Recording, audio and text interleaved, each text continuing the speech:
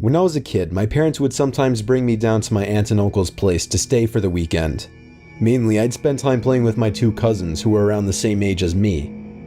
They lived on a small farm with plenty of open space, and we could run around doing pretty much whatever we wanted. If we thought we could get away with it, the three of us would sometimes cross over to the neighboring farm about half a mile away. It had been abandoned for decades, with a scattering of derelict buildings and other structures still standing on the property, just begging to be explored. This was of course a gold mine for three adventurous young boys such as ourselves, especially after my cousins told me stories about the deaths that took place in the house. It was pretty classic fare. Man goes crazy, axe murders his entire family, hangs himself, returns every night as an angry spirit looking for new victims. Good, grisly stuff. Even at that age, I knew they were probably making it up, or at least embellishing old rumors. But seeing as how the setting lent itself so well to such tales, I allowed myself to buy into it. One afternoon, we decided to play hide and seek. When it was my turn to hide, I ran off for a flimsy brown barn that had living quarters on top and climbed the stairs looking for a good spot. There was still furniture inside, and personal belongings lay scattered across the floor. I maneuvered over broken dishes, tattered clothes, and crumbling books, eventually coming to a small room with a closet. Jackpot. There were even long black dresses still hanging on the rod that I could hide behind. I stepped inside and managed to force shut the folding door. My only illumination was a slit of sunlight that shone through the crack in the door from a nearby window. I crouched down with knees tucked into chest and waited. Some time passed and there was still no sign of my seekers. I waited some more, debating if and when I should give myself up. After nearly an hour, this was starting to get boring.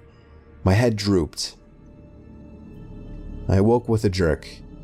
It was pitch black. Drowsy and confused, I forgot for a minute where I was or what I had been doing.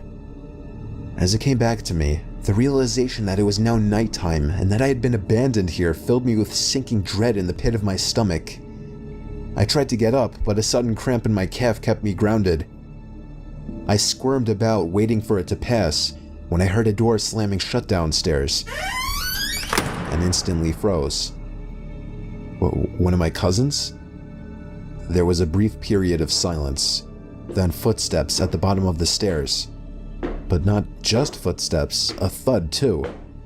After every other step. These weren't the footfalls of a child. They were slow, heavy, deliberate. I held my breath, praying they would go away. They did not. The noises continued to ascend.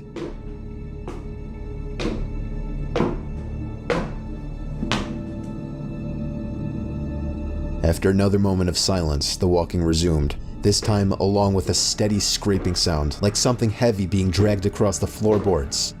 The footsteps made their way through the debris and wandered aimlessly through the various rooms. I thought I could smell something faintly putrid.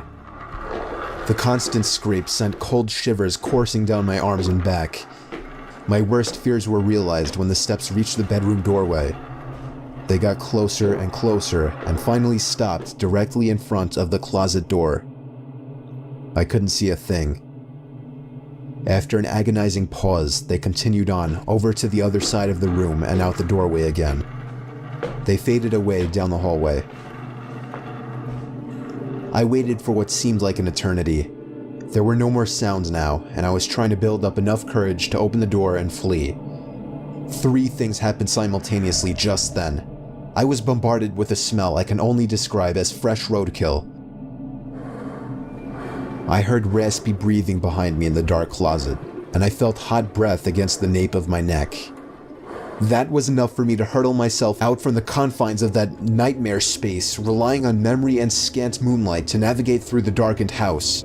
All the while, I heard footsteps chasing behind me, closing in with terrifying speed.